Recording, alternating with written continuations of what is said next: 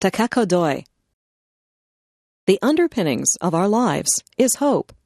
If we have the smallest margin of hope, we can continue to exist.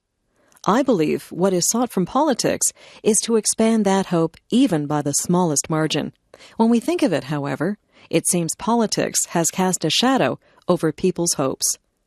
I cannot ask help, but ask myself if there has ever been so much urgency embodied in the words, future of hope. However, even knowing the absolute destructive capacity of nuclear weapons, and having experienced its atrocity, mankind still has not been able to walk the road to the destruction of nuclear arms. To the contrary, some countries see the retention of nuclear arms as the symbol of a national power. In the 21st century, we are going to gain richness with science and technology. Or will humanity be subjugated to science and technology? We will be faced with the choice of one or the other.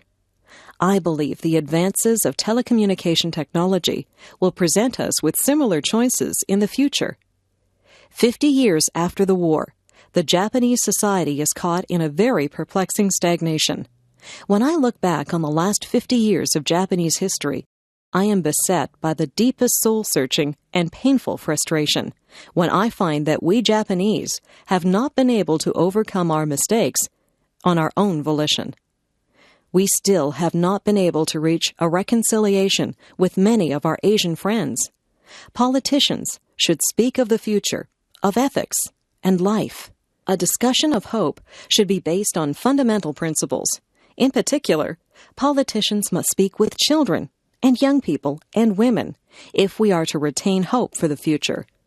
Politicians must be accountable for their decisions, and they must also question the criteria in which their responsibility would be assessed. That is, why our enlightened forebears and predecessors who have translated ideals into reality continue to be respected and be a source of encouragement.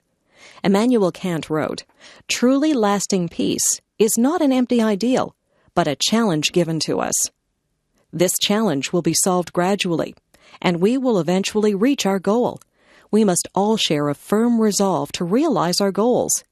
The critical stimulus for that will be the recognition of human rights and coexistence. However, there are many problems that face us, but when we think of how we can respond to such difficulties and challenges, I question where we can place our starting point. It is at this fundamental question that the future of hope must be questioned. That is the question I entertain for myself, and which I believe has to be resolved."